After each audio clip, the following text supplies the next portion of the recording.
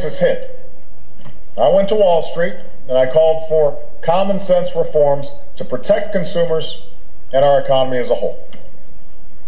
And soon after taking office, I proposed a set of reforms to empower consumers and investors to bring the shadowy deals that caused this crisis into the light of day, and to put a stop to taxpayer bailouts once and for all.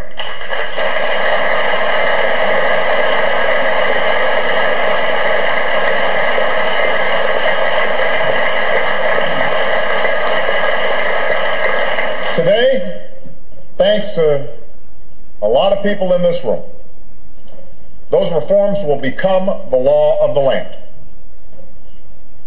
For the last year, Chairman Barney Frank and Chris Dodd have worked day and night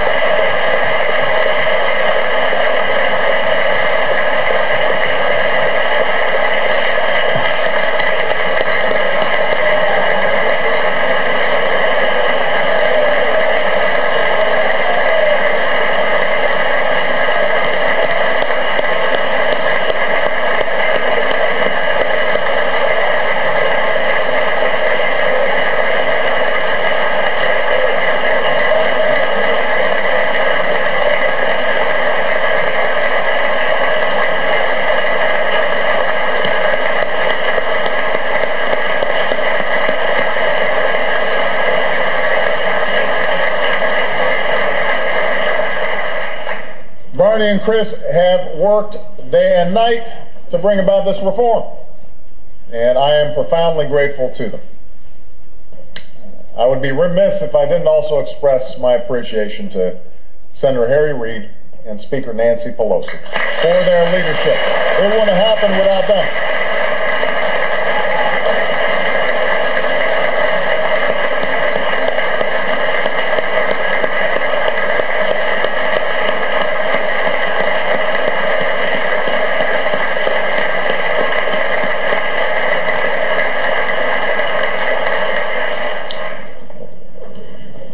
Passing this bill was no easy task. To get there, we had to overcome the furious lobbying of an array of powerful interest groups and a partisan minority determined to block change. So the members who are here today, both on the stage and in the audience, they have done a great service in devoting so much time and expertise to this effort,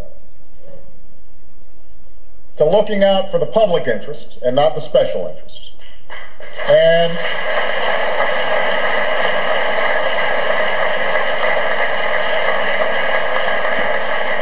I also want to thank the 3 Republican senators who put partisanship aside, judged this bill on the merits, and voted for reform. We're grateful to them.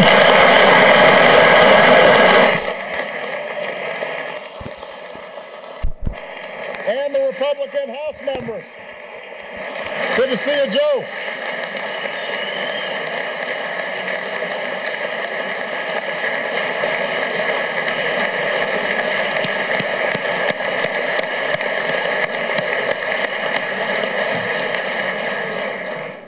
Now let's put this in perspective.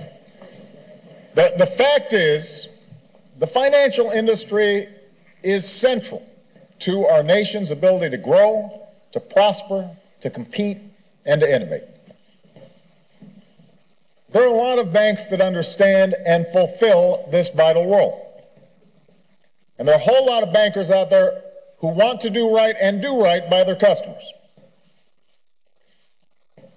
This reform will help foster innovation, not hamper it. It is designed to make sure that everybody follows the same set of rules, so that firms compete on price and quality, not on tricks, not on credit card, a student loan. What happened? The whole tape is gone? You know the feeling of signing your rate increase on a credit card balance, even though you pay your bill on time. All right. We have President Obama on the tape, and the thing about it is that why would this administration take the Dow down here to 5,000, possibly to 4,000, is because of all of the problems and all of the stuff that he's talking about here. And I'm going to put it back on the tape just a little bit. And then I'm going to go over the weekly charts and show you why failed policies could take the Dow to 5,000 down to 4,000 level. So basically, here you go. And will ensure that people like Andrew aren't unwittingly caught by overdraft fees when they sign up for a checking account.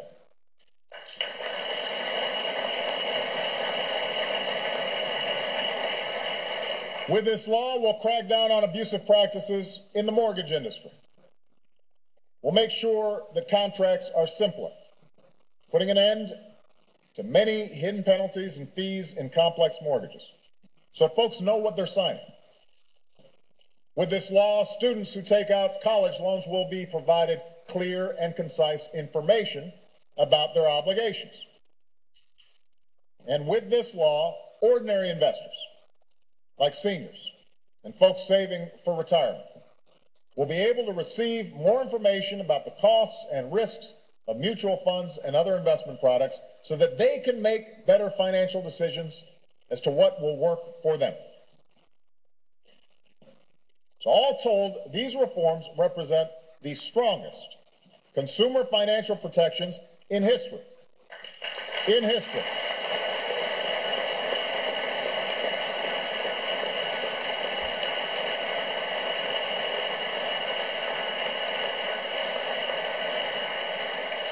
And these protections will be enforced by a new consumer watchdog with just one job: looking out for people, not big banks, not lenders, not investment houses, looking out for people as they interact with the financial system.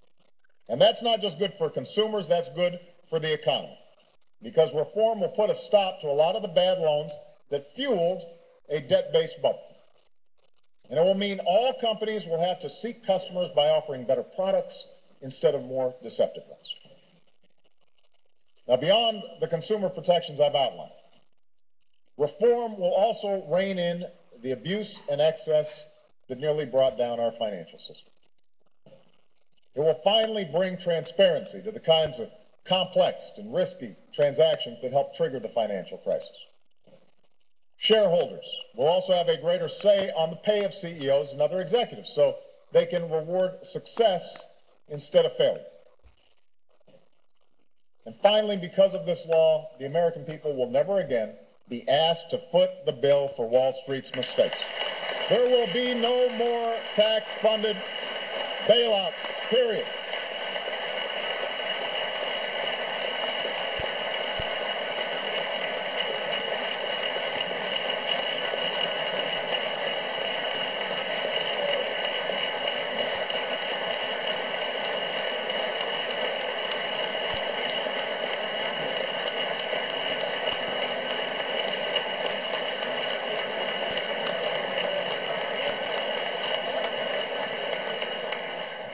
If a large financial institution should ever fail, this reform gives us the ability to wind it down without endangering the broader economy.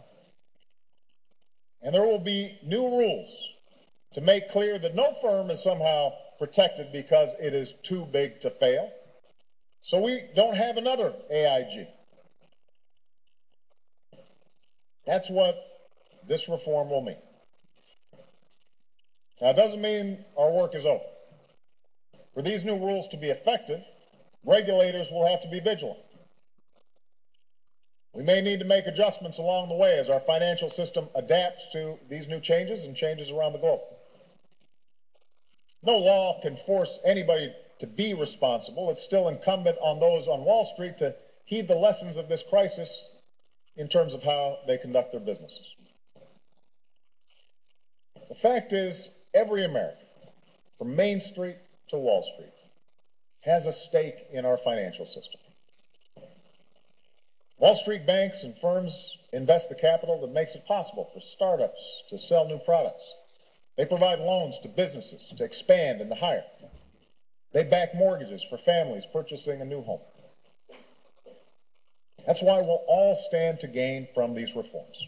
We all win when investors around the world have confidence in our markets. We all win when shareholders have more power and more information. We all win when consumers are protected against abuse. And we all